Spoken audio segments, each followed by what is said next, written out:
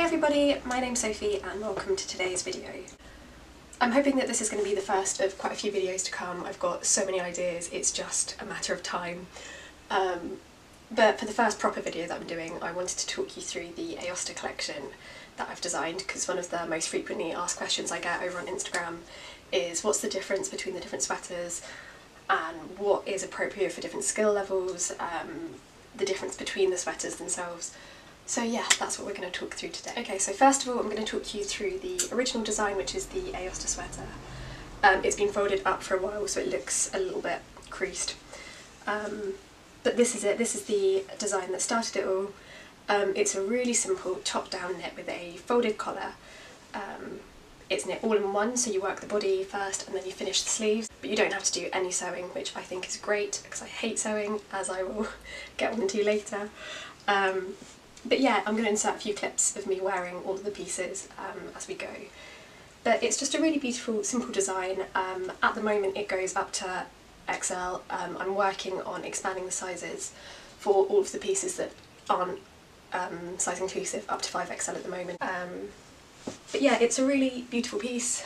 I made this in the Merrywill by Ria Knitters, and it's worked on 6mm and 7mm needles. I think what's nice about this piece is that it's just really easy to throw on by itself or over a shirt.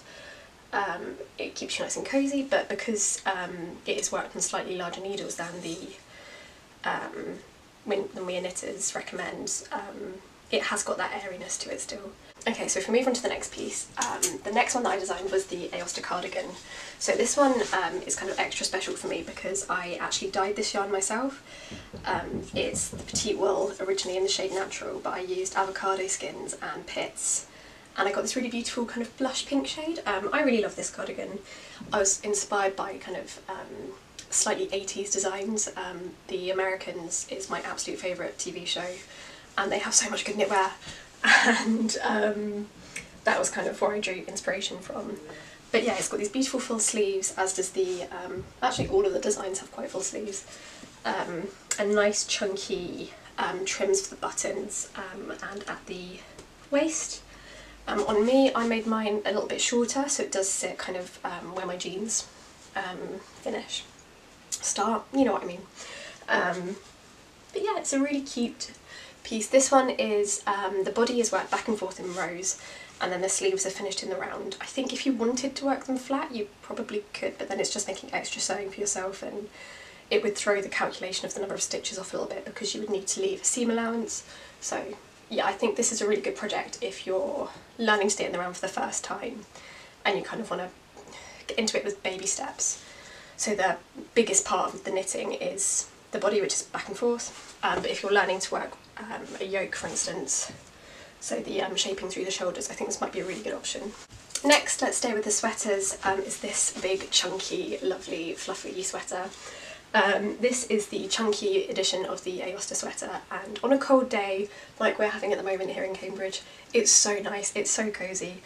It's made with super chunky yarn. I used, again, Ria Knitters, the wool, this time in the shade Dusty Pink. And I think the stitch definition is just so lovely. These kind of super chunky sweaters are really trendy at the moment, and I can see why. They're just really comfy and there's a lot to be said for being comfortable. I was quite worried about designing a sweater in this kind of yarn because they're not known for wearing that well. They are prone to pilling and shedding, but actually it's not been too bad. I think as long as you keep on top of any kind of fuzzy bits that crop up with a D-shaped comb or a Y-shaped comb, you'll be fine. But yeah, this one is worked on 15mm needles, and then 9mm needles for the trims. But yeah, it's just really cute and comfy. Staying with sweaters, the next one that I want to talk to you about is the Valley sweater. It's the only one that isn't an Aosta technically, because the inspiration for this collection came from the Aosta Valley in northern Italy, and it's because the little pearl stitches in the Andalusian stitch remind me of like snowy mountains, and it's the part of the world that I think a lot about because it's what I research. I was really struggling to know how to name this. I was kind of like, well, is it the flat Aosta or what? And then somebody suggested Valley because it's flat. But yeah, the main difference is that it has a dropped shoulder, and again it's worked flat, so you work the front panel, back panel and the sleeves all separately, and then you seam them at the end before picking up the stitches to make the collar, which is then folded, so you get a similar effect to the normal Aostas. For this one I used the petite wool in the shade Pearl Grey, and I also held that yarn with a shade of Filcolana Telia, which is one of my absolute favourite yarn combinations. It's so lovely and soft. But yeah, I've been enjoying wearing this a lot more than I thought I would. I don't typically like flat sweaters, just because I think you can get a lot better structure when you knit in the round. But I've really enjoyed wearing it. It's got really full sleeves, which is super fun. And it's just really thick and cosy. So this one is the most beginner friendly. Personally, I hate sewing. I really struggle to seam, so I find this more difficult in a lot of ways than I do the pieces that are knit in the round. Obviously that won't be the case for everybody, so it's kind of know your limits, I guess. I think that all knitters should learn to knit in the round because it does open up a whole possibility, but some people just prefer to knit flat, so this sweater is for you. Okay, the final sweater is the Mohair Edition. I love this piece so much. I used Knitting for Olive soft silk mohair in the shade Dusty Rose, and as you can see actually I ran out of the original yarn that I used, which is such a rookie error. So one sleeve is a slightly different shade halfway through, but that was my fault, not theirs. So again, this has the double folded collar. It's actually worked on smaller needles, so it's worked on 4mm for the details and 5.5mm needles for the body. And you hold 3 strands of the mohair together. I think you could probably get away with holding 2 together, but I wanted the stitches to be really full, so if you were looking to make this on a bit more of a budget, I think you could. But yeah, this one and the Valley sweater, neither's actually been released yet at the time of filming. But they should be available towards the end of February and early March. As soon as they are ready, I will add them in the links below. But yeah, as you can see, I think this is a really beautiful and elegant piece. It's nice to have something that's a little bit lighter, but is still really nice and cosy and warm. It has a lot of ease built into it, this one. So it's got about 15 to 20 centimetres of positive ease, which means that it has a really beautiful relaxed fit. This one is actually available up to 5XL at the moment, which is always good. Okay, and then lastly, these are my favourite. I've got my slipovers. I got a bit obsessed with slipovers earlier this year when Petite Knit, well, late last year I guess, when Petite Knit released a bunch of them, and I'm just such a fangirl of Petite Knit. I think her designs are beautiful, so it's like, I want to make one too. So yeah, this is the Aosta Slipover.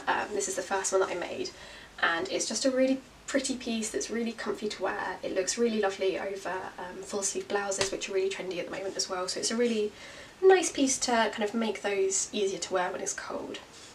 I liked this one so much that I had to make it twice, so I made one in beige. For these I used the Merrywell by Weir Knitters both times, and I like that yarn because it's machine washable, and with a white sweater I think it's a good idea to have that as an option.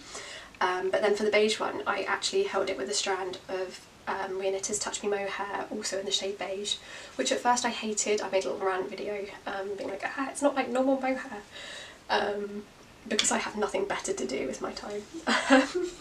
But it's really grown on me. I still don't think it's a normal mohair, and I think it's a bit cheeky marketing it as such. Really, it's like a brushed alpaca with mohair, which is fine, but then call it an alpaca yarn. But I digress. But yeah, it's got a nice kind of teddy bear finish to it. And then this one is actually also available in men's sizing. I will link all of the patterns in the description below on my website and on Ravelry. But I'm also going to work out the sizing in the Aosta Sweater and the cardigan for men as well, because I know that my partner would really like his own version. But yeah. Hey everyone, it's editing me. I didn't realise I hadn't actually managed to film an outro to the video, my camera cut off. But I just want to say thank you so much for watching. I hope you found it helpful and interesting, and if you weren't sure which pattern might be best for you, you've now got a bit of a better idea about it. Again, all the links will be down below. If you don't mind giving this video a like and subscribing, that'd be brilliant. I'm hoping to do a lot more content on here over the summer in particular, when there's just a bit more time. But yeah, thank you again for watching and have a great day. Bye!